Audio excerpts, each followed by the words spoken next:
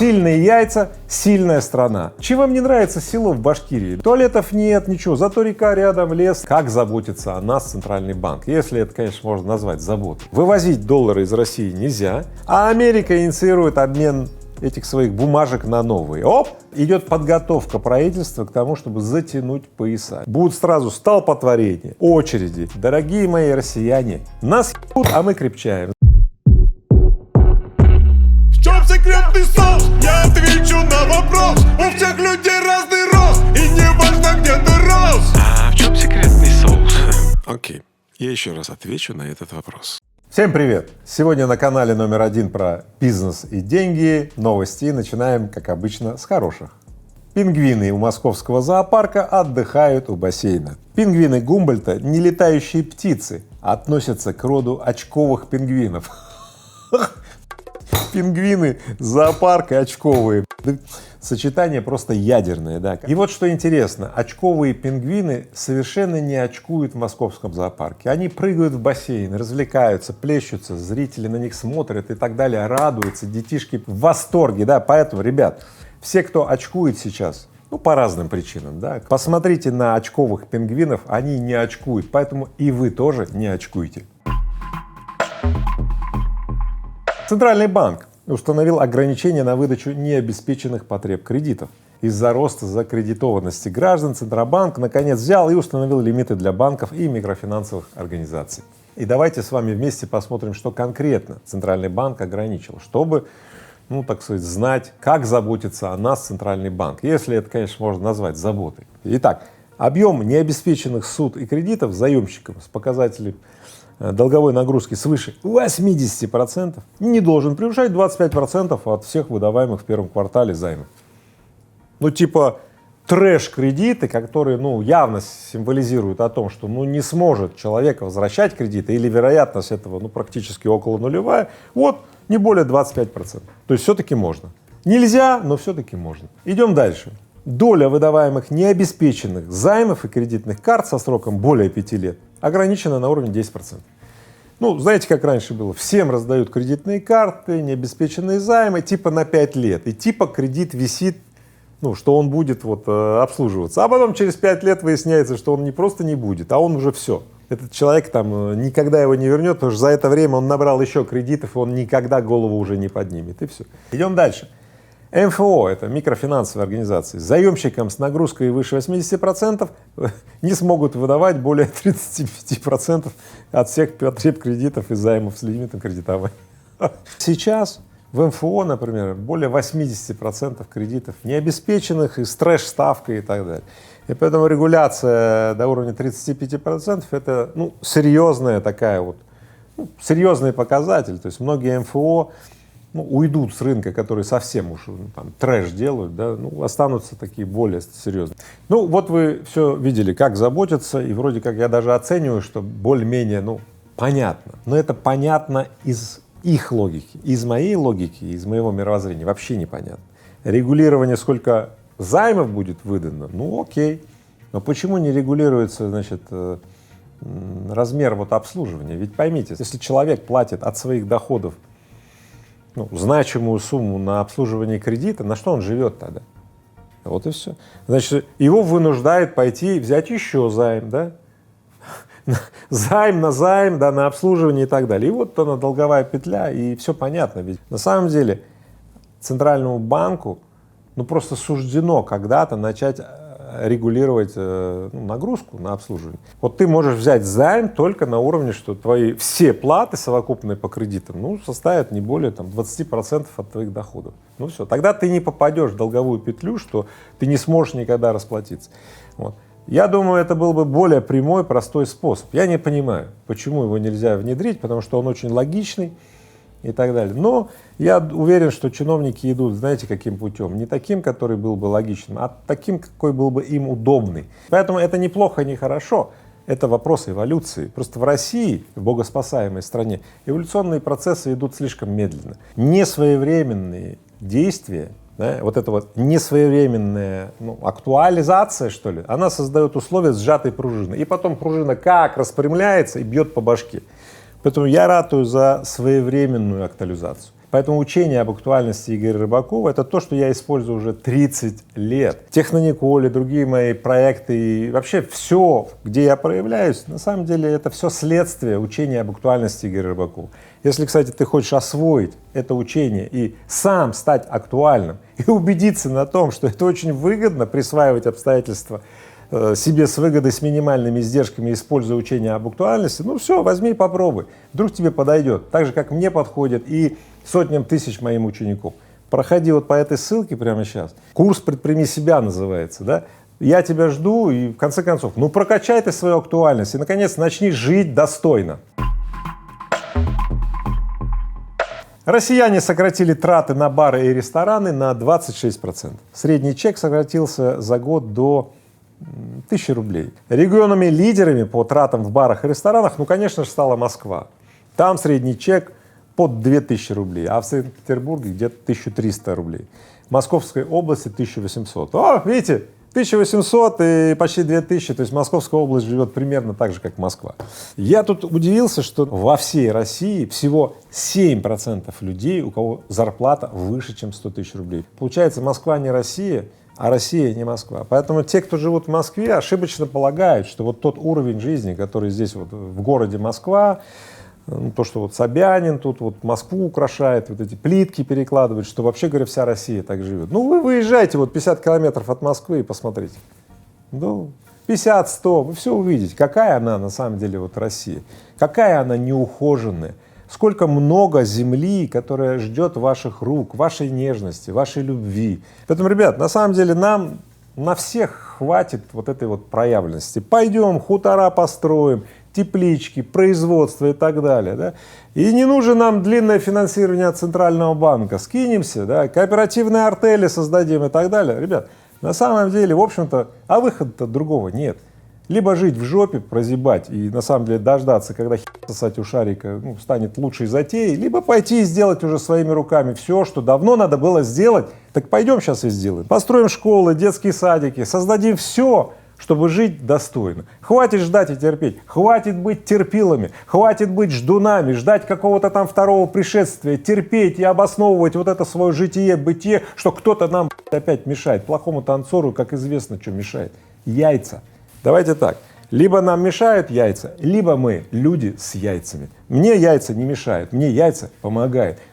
Сильные яйца — сильная страна. И не будь как очковые пингвины, будь как человек с яйцами. Илон Маска могут лишить американского гражданства. Ха!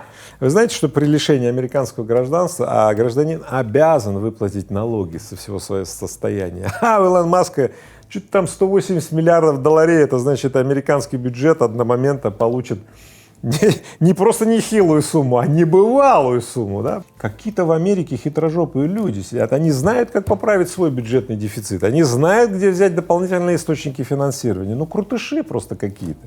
Короче, миллиардера подозревают в подделке документов для получения ВНЖ в США. Данные пока не нашли авторитетного подтверждения, ну вот понятно. Они вдруг рассекретили, что Илон Маск, уже там 100 лет проживающий там в Америке, он вот каким-то образом прокрался в Америку, нарушив американский закон. Который раз я удивляюсь вот этой вот сноровке.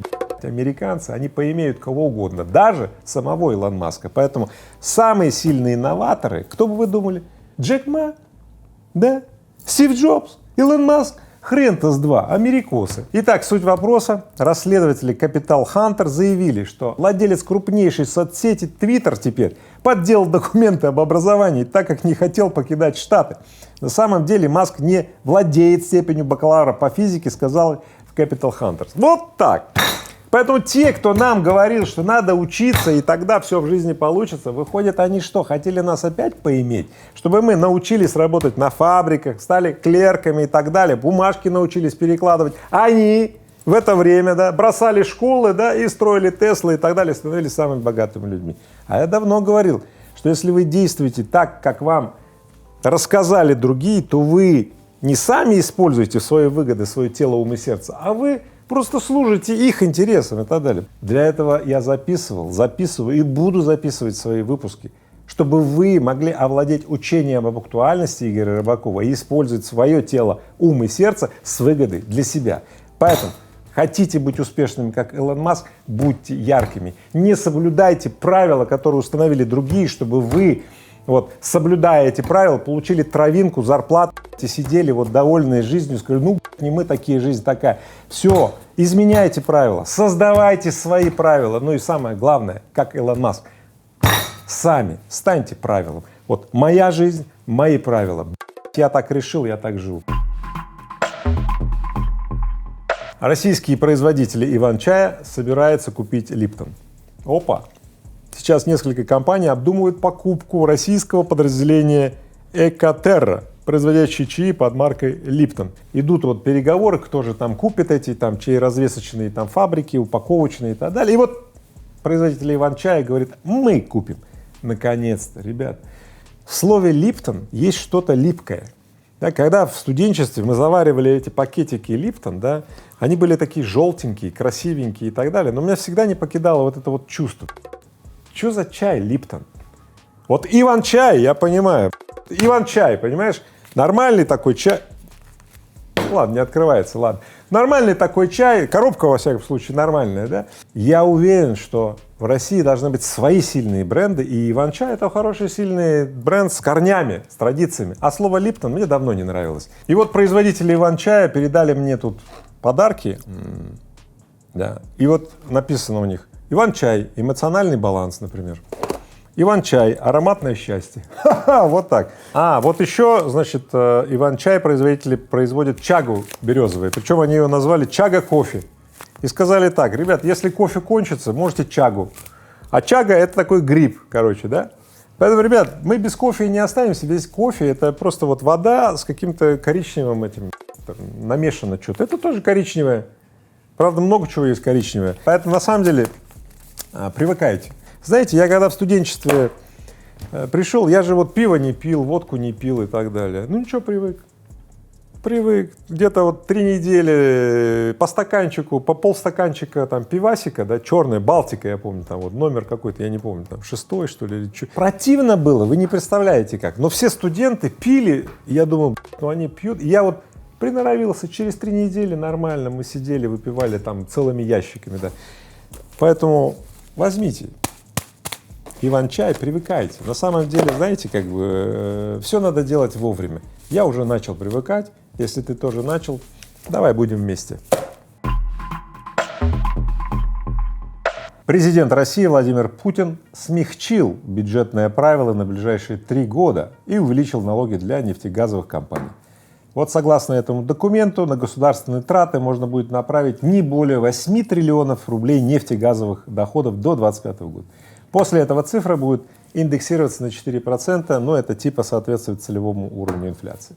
Итак, напомню, в 2022 году в свете вот этих событий, да, были отменены бюджетные правила, и все доходы от нефтегазовой ренты могли быть отправлены в бюджет. Так как сейчас изменяется вообще понимание, какой будет цена и так далее, да, а бюджет надо как-то планировать, правительство идет на то, чтобы вот сказать, вот 8 триллионов заложите, короче, да, вот, а все, что выше будет, ну, будет хорошо, пойдет в фонд национального благосостояния, не будет, значит, не будет, но бюджет надо планировать. И это в неком смысле правильно, потому что ясность должна быть. Если нет ясности, как планировать? Экономика встанет. Вот. Одно хочу сказать, идет подготовка правительства к тому, чтобы затянуть пояса. Действительно, сейчас вообще непонятно, какой будет цена на нефть, как сработают вот эти вот ограничения на нефть, которые страны коллективного Запада пытаются ввести и так далее. И ясно лишь одно, что бюджету будет достаточно сложно, да, где-то изыскать средства, то есть источников, вот, фонд национального благосостояния и так далее может вот не хватить. И тогда правительство применит старый излюбленный способ финансировать бюджетный дефицит за счет заимствований, ну, добровольных или добровольно-принудительных. Заимствования правительство может брать, ну, в банках, да, потом в корпорациях, ну а потом дело и до физиков дойдет. Ну и, соответственно, многие смотрят сейчас на цену на бирже на нефть, там, $90, 85, но я хочу вам сказать, в России цена $60. Уже сейчас, в силу того, что логистические маршруты через задницу, там, да, далеко надо везти и так далее, Россия получает за нефть около $60. Еще небольшое колебание, там, я знаю, Саудовская Аравия или кто-то объявит об увеличении нефти, и нефть будет там 60 на бирже, это значит для России по 45 и так далее. И не будут никаких доходов дополнительных в Фонде национального благосостояния. Поэтому, ребят, я все-таки ставлю на следующее. Только подъем экономики. А для этого необходимы экономические стимулы финансирования. И пока их не будет, ничего не будет. Все это как в мертвом припарке. Поэтому затыкать дыры, ну, можно, нужно, ну, чтобы как бы это, ну, не утекало так быстро, как бы могло утекать. Но на самом деле нужны и иные долгосрочные факторы роста российской экономики. Их пока немного. Хотелось бы побольше. Важнейшая новость на этой неделе — это в том, что в Минтрансе объявили, что с 1 сентября 2023 года, еще ждать целый год почти что, да, разрешат пассажирам поездов с верхних полок есть, сидя на нижних. А раньше, типа, там, что ли, надо было забираться и там жрать? Короче, трапезничать на чужих местах можно будет строго с 7 до 10, из 19 до 21, а обедать? А, не, можно, днем можно обедать целый час, с 12 до 3. А эти будут со счетчиком сидеть, когда вы уже свалите. Короче, в частности, пассажиры верхней полки могут есть в утренние и вечерние часы не более 30 минут, понятно, быстро, все, и наверх, да, давай. А в обеденное время не более часа. Короче, ну мы же в одной стране живем, ну в одном купе едем, ну чего? Неужели вот надо вот этот вот закон, вот эту вот регуляцию? Ну вот реально, смотрите, если мы сейчас будем делать это не через ценности, которые распространяются в сообществе, то есть ценности общежития, а через регуляцию, через Минтранс, я вам так скажу, это приведет только, знаете, к чему? К столкновениям, к разборкам, еще ментов будут вызывать, что вот он жрет больше полчаса и так далее, я вам так скажу. Но это точно тупиковый подход. Тот, кто это придумал, полный мудак. Медаль мудака. Понятно? Вот что бы это ни значило, я, конечно, не ругаюсь, мы переживем как-то и с этой новостью. Вот. Но, в общем, вы передайте тому, кто инициировал вот такую вот США оказывают давление на основных торговых партнеров России, пытаясь убедить их усилить санкции, пишет Wall Street Journal. По оценке американских властей, слабое соблюдение санкционного режима и обход санкций позволяет запретному финансированию и товарам попадать в Россию и помогает ее экономике. И факты у них следующие. Например, показатель экспорта из Южной Кореи и Японии в России остается ниже, чем был до санкций, но восстановил почти треть своих первоначальных потерь. Банки в Австрии, Чехии и Швейцарии относятся к соблюдению санкций снисходительно, да, отмечают американцы. Например, в апреле финансовые власти Швейцарии заявили, что заморозили российские активы на сумму 8 миллиардов, однако к маю отчитались о том, что разблокировали 3 миллиарда из этих активов. А вот, например, экспорт из Китая в Россию на конец 2022 года больше, чем был на тот момент, когда санкции были только введены. Как влияют американские санкции на то, чтобы Китай не поставлял в Россию? Впрямую никак. Но Америка всех пытается накрячить так называемыми вторичными санкциями, то есть косвенными методами, вынуждая. Именно поэтому турецкие банки там перестали принимать, например, платежные карты МИР, вьетнамские банки и так далее. Ну, вы слышали об этом, я уже говорил. И вот эти вот все статьи — это тоже такой же эффект инфобиза. Не будете слушаться, будет а-та-та. Ну, реально это работает, потому что очень многие страны говорят, все, там от греха подальше, типа не будем мы это делать и так далее. Однако я вот хотел бы что отметить. За это время развились и начинаются сейчас активироваться новые там платежные системы, платежные шлюзы и так далее. Я не знаю, как они покажут себя в дальнейшем, но в любом случае вот эти вот катаклизмы, изменения, они всегда запускают огромный поиск. А что делать? Что, умирать никто вроде не собрался, да? Значит, надо искать обходные пути. Вот тогда. То есть наилучшим обходным путем это стимулирует развитие там внутренней экономики, но опять же, вот эта чучхе, опора сами на себя, она тоже не работает. Поэтому нужно оставаться в связи с миром, то есть нужно искать разные другие шлюзы, нужно развивать свою экономику. И вот эти все усиления, да, знаете, для сильной страны, для страны сильных людей это только на пользу. Нас ебут, а мы крепчаем. Знаете такую поговорку? Ну и все. Наконец начнем тренироваться, а то как лежим на печи там и вот и все. А сейчас, ну, нормальная такая вот тренировка. Все. Причем тренера со всех сторон. По-моему, сейчас примерно 40 мощных тренеров занимаются Россией. Вот так вот. Я делаю ставки на тех, кого тренируют 40 сильных тренеров. Напишите мне в комментарии, на кого вы делаете свои ставки. Испания в 2022 году выдала россиянам почти в 3 раза больше виз, чем в прошлом году.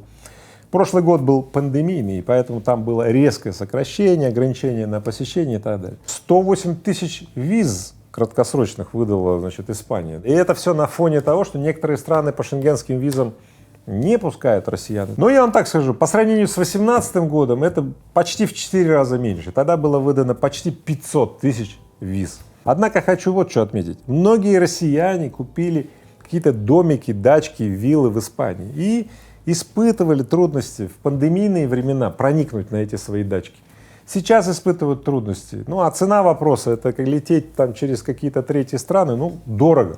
Поэтому, дорогие мои россияне, покупайте дачки и недвижимость в России. Чем вам не нравится село в Башкирии, да? Туалетов нет, ничего, зато река рядом, лес рядом и так далее, коровы пасутся, пахнет навозом. Откройте свои там глэмпинги, кемпинги и так далее. Купите здесь дачки, все. И я очень рад тому, что сейчас очень многие россияне реально предъявили огромный спрос.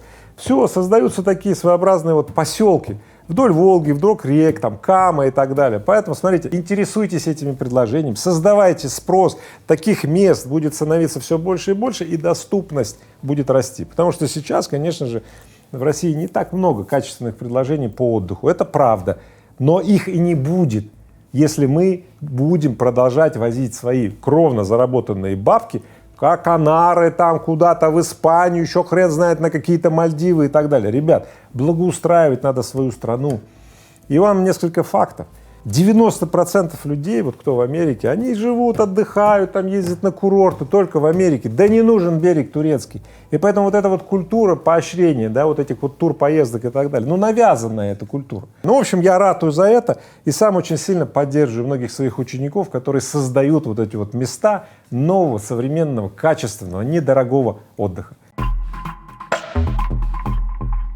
Ситибанк перестает открывать сберегательные и накопительные счета с 22 ноября. А что происходит? А Ситибанк продолжает планово уходить из России. Сейчас Ситибанк один из немногих банков, да, через которые можно проводить какие-то транзакции там за рубеж. И количество банков, через которые можно платить за рубеж, ну, оно уже незначительное, и оно продолжает сокращаться. Я надеюсь, что за это время возникнет, так сказать, новые способы, шлюзы, платежные шлюзы, да, чтобы, ну, не потерять возможность оплачивать какие-то там зарубежные там учебу, там больницы там какие-то и так далее. Вот и все. Ну, волнительно. На самом деле волнительно. Я сам тут давеча пытался завести кредитную карту, чтобы оплатить билет. Не получилось. Вторую сую, не получилось. Я так, вообще говоря, расстроился, да. А потом просто плюнул на все и отменил эту поездку, да, и перестал волноваться. И я вдруг понял, что да не надо мне туда ехать, куда я собирался, и все, и отказался. Вот и все. Правда, тут карточка сработала, да, и пришлось писать заявление, чтобы они мне бабки вернули. Вот это то новый геморрой. Короче, ребят, человек, живущий вот в этих вот бегах, вот этих, он всегда попадает на то, что один попадет. Поэтому я делаю для чего этот выпуск? Для того, чтобы вы, дорогие мои любимые, да, на канале №1 про бизнес и деньги, да, были осведомлены и, значит, вооружены и не попадали в жизни, ну, плохое настроение, да, берегите себя. Центральный банк разрешил вывозить за рубеж валюту свыше 10 тысяч долларов, но это только для веба, да, и для уполномоченных банков. Но это все при условии того, что обратный ввоз валюты будет осуществлен. Но я вам так скажу, здесь появились слухи, теперь уже, в общем-то, подтверждаемые из многих авторитетных источников, что Америка, возможно, готовится к обмену по всему миру своих долларов. В этих условиях, да, возникает очень интересная вот мощная игра. Смотрите, вывозить доллары из России нельзя, да, на руках у населения или там в организациях, ну, где-то там наличные доллары, а Америка инициирует обмен этих своих бумажек на новые. Оп! Что получается? Выходят, все эти бумажки, вообще говоря, могут остаться бумажками. Поэтому, ребята, у кого в погребах лежат эти вот бумажки зеленые, буквально внимательно следите за этой информацией. Если вдруг Америка объявит вот этот вот обмен, будут сразу столпотворения, очереди, дисконты на обмен и так далее. Поэтому лучше позаботиться заранее. Раскупоривайте погреба, баночки И давайте своевременно меняйте вот эти вот зеленые доллары на какие-то другие доллары, ну, другие, которые не будут обмену подлежать. И я вас предупреждаю, как тот, кто давно избавился от любых наличных, избавляйтесь своевременно, чтобы потом вдруг не получить в своем кармане кучу ненужной нарезанной бумаги. Новогодние новости. Госдума рассмотрит законопроект о выходном дне 31 декабря в скором времени. Об этом сообщила член комитета по соцполитике Светлана Бессараб. Правда, они уточняют, что если этот вот закон примут, что 31 декабря выходной, тогда 8 января станет нерабочим. Я хочу вас спросить, вот вы когда бы предпочли отдыхать, не бежать на работу и так далее? 31-го, вот в преддверии Нового года, или 8-го, сразу после Рождество кто-то отмечает так нормально, да? Вот я вот давайте про себя скажу. Да мне похрен, понимаешь, я и тогда один на работу не пойду. И никогда не ходил. Обычно мы начинали выпивать 29-го, и эти 3 дня как вот в тумане. А до 7-го надо еще дожить там это самое. Ну, конечно, шутка, но раньше по молодости, ну что греха таить, так бывало. Сейчас-то я уже давно уже другими совершенно вещами занимаюсь, там, на лыжах катаюсь, там, да, гуляю, прогулки лыжные и так далее, отлично. Поэтому и вам советую, никакого бухла, никаких салатов оливье, вот не надо вот от пуза и так далее. Телек смотреть не надо, лучше соберитесь с друзьями, покидайте снежки, если снег, правда, будет, да, или поезжайте туда, где есть снег и так далее. Ну, в общем, проведите нормально свое время, насытьте себя актуальностью, об людей, которые живут в актуальности, а не вот перетирают это из пустого порожней, кто виноват, что делать, и как же быть. Хватит, давайте жить уже качественно, да, все в наших руках, мы будем жить по-своему, мы будем жить актуально. Поэтому давайте вместе размножать хорошее, и пусть плохому места просто не останется. В чем секретный соус? Я отвечу на вопрос. У всех людей разный рост, и не важно, где ты рос. А в чем секретный соус? Окей, я еще раз отвечу на этот вопрос.